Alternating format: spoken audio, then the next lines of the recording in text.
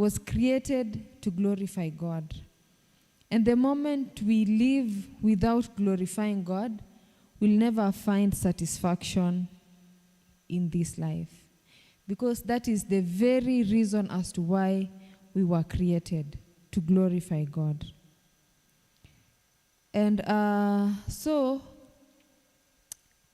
Jesus himself, when he was here on earth, he did not do his own things. He lived his life to represent God. Even Jesus was not making his own decisions. No. Even the Holy Spirit is not making his own decisions. Both coordinate, and each is fulfilling the purposes of God. We see the angels. The angels are not living their lives. The angels are always waiting for commands from God, and that is exactly what they do.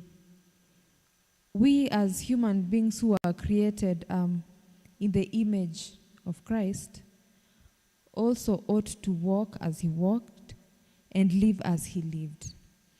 Jesus said in the book of John chapter 24 verse 42, maybe we should read that one. John chapter 24 verse 42. Sorry, not 24. Let me just look for it. The verse that says that my meat is to do the will of God. John 4,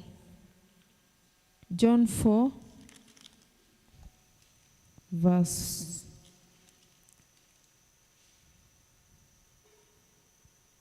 Okay, we'll find it out.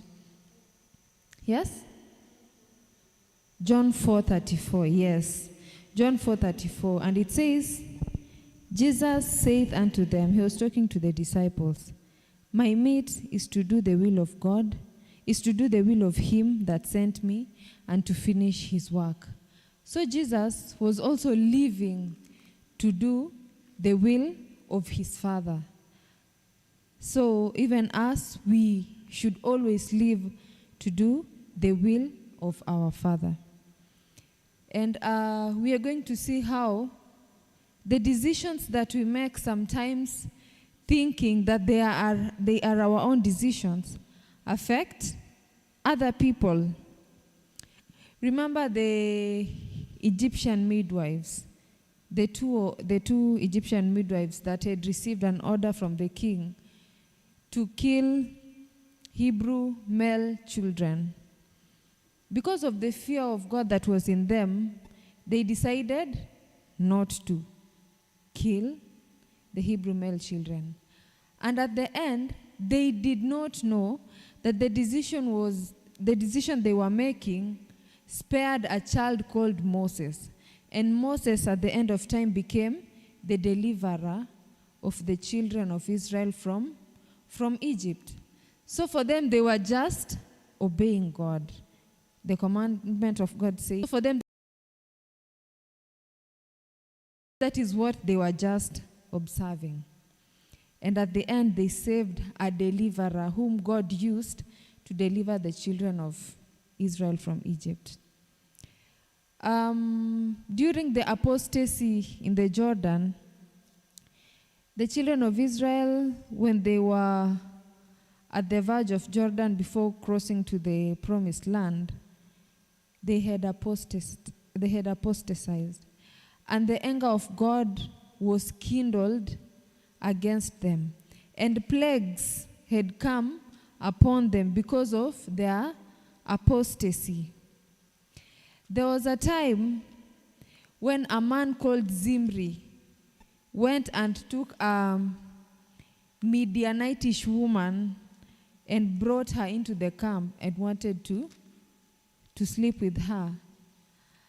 And God was so angry at what the children of Israel were doing. But there was one courageous man called Phinehas. Phinehas saw what Zimri had done, and Phinehas went and took a javelin, and he killed Zimri and he killed the Midianitish woman. That we find in the book of Numbers chapter 25. And because of that, and the plague that was befalling them was stayed because of the decision of one man. Maybe you should read the book of Numbers chapter 25, verse 3.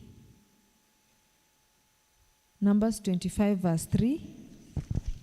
Numbers 25, verse 3 says, Yes. And Israel joined himself unto Baal Peor, and the anger of the Lord was kindled against Israel. Yes. Read verse 6. Verse 6, And behold, one of the children of Israel came and brought unto his brethren a Midianitish woman in the sight of Moses and in the sight of all the congregation of the children of Israel, who were weeping before the door of the tabernacle of the congregation. Yes. And when Phinehas, the son of Eleazar, the son of Aaron the priest, saw it, he rose up from among the congregation and took a javelin in his hand. And he went after the man of Israel into the tent and thrust both of them through, the man of Israel and the woman through her belly. So the plague was stayed from the children of Israel. Thank you. Because of the decision of one man to represent God, the plague was stayed and the anger of the Lord was lifted from them. Consider also the story of Esther. Esther is a queen, and there is an enemy rising against the Jews because they are truly worshiping their God. But Esther does not keep quiet. She goes ahead and she represents her people before the king. And her decision as one person eventually delivers the John from the king. Various kings in the Bible and the decisions that they used to make used to affect the entire nation. We realize that if the king apostatized against God, the people suffered as a result of the apostasy of the king.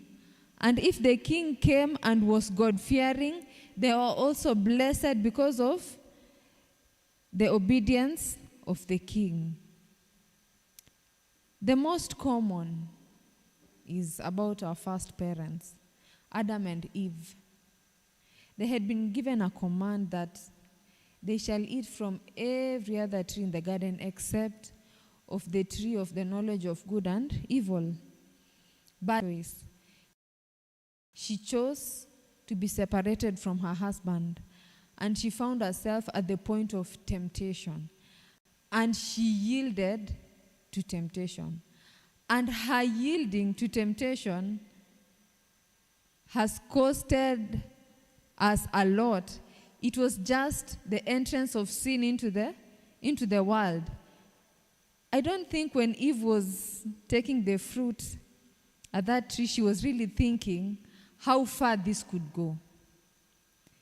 And when she brought the fruit to Adam, Adam clearly saw that this is that fruit that God said we should not eat. But Adam also made a wrong choice. He felt like if I lose Eve, I won't find another person like Eve. So he also chose to disobey God. And we see that the decision that our first parents made to disobey God, at that point, they did not see how far the consequences would go. But now, we can see how much evil is in the world as a result of the decision of one person, the decision of one man. The reality about life, we are not living this life for ourselves. Paul tells us that we are written epistles. As we walk, we are walking epistles. As we walk around, someone is watching. And the choices we make, they have a spillover effect. it may not affect us directly, but one day, one time, we will understand how much effect it had on someone else. Maybe we'll just look at a few things in life that are influential. Our dressing is very influential. We are encouraged to be modest. We are encouraged to dress with shamefacedness and sobriety. The reason is, and Sister White likes to say that if we dress modestly and in shamefacedness, we save ourselves from 1,000 perils. The disrespect that we could get from people. Yani, when we just dress well, it is for our own good, and it shows the God that we serve. We are told that our dressing as women can cause others to fall into sin. If it is not modest, it can cause someone to stumble and fall. But most of the time we love to say, my dress. What do we love to say? My dress. And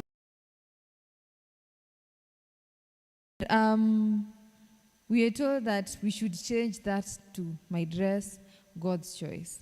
We should dress we should not make a choice to dress to please ourselves, but much more to please God, because we are here to represent Him.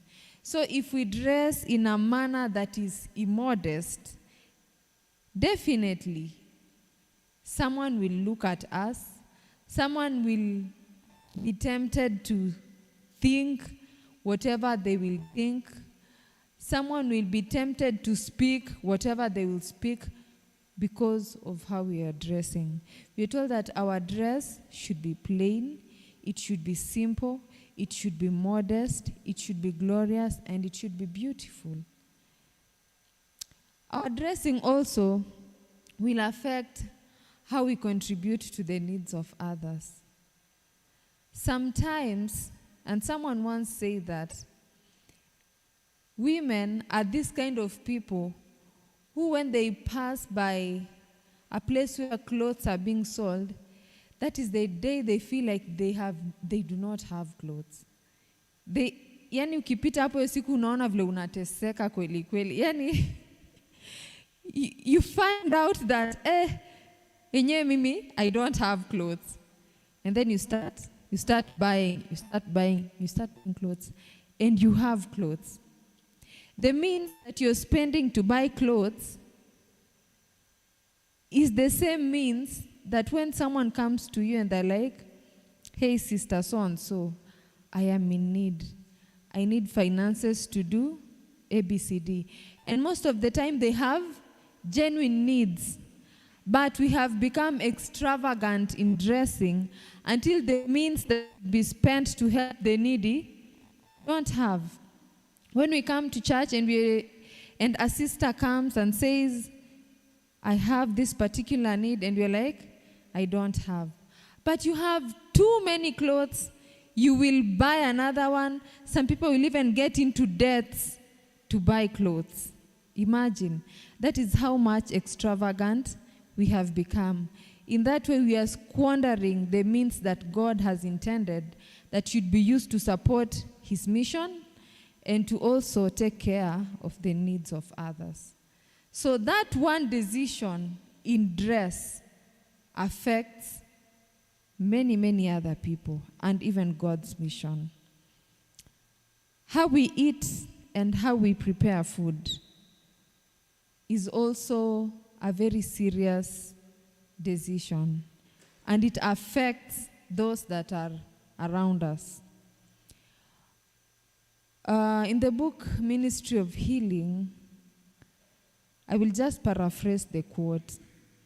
And it says that in the graves of many people, it will be written, murdered by their mothers. How did their mothers murder them? Their mothers presented unhealthy food to them. Probably wrong methods of cooking, probably we gave them food that was unhealthy. So we should learn to prepare healthy foods, and we should actually appreciate good health. And if not, we will destroy the whole nation, starting from the family.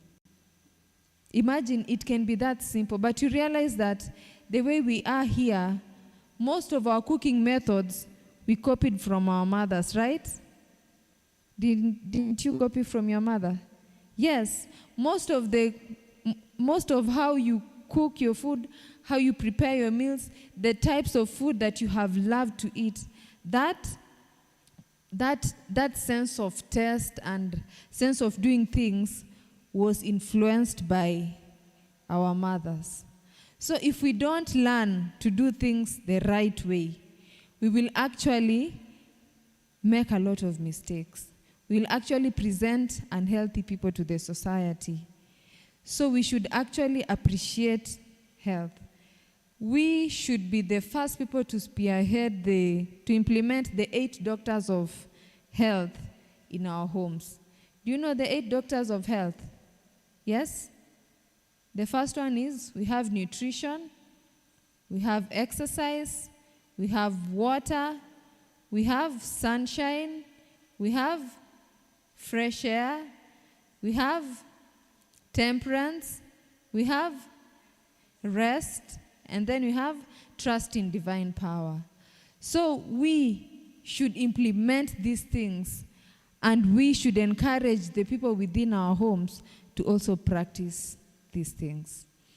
And I would encourage all of us. There's a book called The Health Reformer. It was written by Ellen White. We can find soft copy or hard copy and read that book. It will teach us a lot on the things we should do as mothers, women, wives, all that. Another thing is how we worship. It is very sad that nowadays we show indifference and carelessness in the things of God. And in the things of the world, we show a lot of diligence. Most of the times, whose child goes to school at 8? Does any of you wake their child at 8 to prepare to go to school? Hata ule mdogo kabisa, anamshwanga 8. What about Sabbath morning? It's a resting day, right? These children are watching how we are treating the things of God. They know and they see. The way we wake them very early to prepare to go to school. And then on Sabbath, there's no hurry in Africa. We just do our things slowly. We come here at 10:30. The classes are over. We just enter church. Preacher akibo. We scroll through Facebook.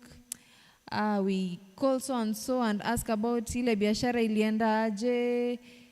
They just see the way we are doing our things. And that is the same attitude that they will carry with themselves into the things of God. However much we will preach, hata deacon akimwambia nyamaza, na anaona mama yake anapiga story, haizi nyamaza, because we are setting a pace for them. We are trying to tell our children, school is more important than God. That is exactly what we are trying to tell them. Because in school, if they make noise, what will the teacher do? The teacher will beat them. But here in church, if they make noise and the deacon canes them, what will we do? We will get angry. We'll be like, why are you touching my child?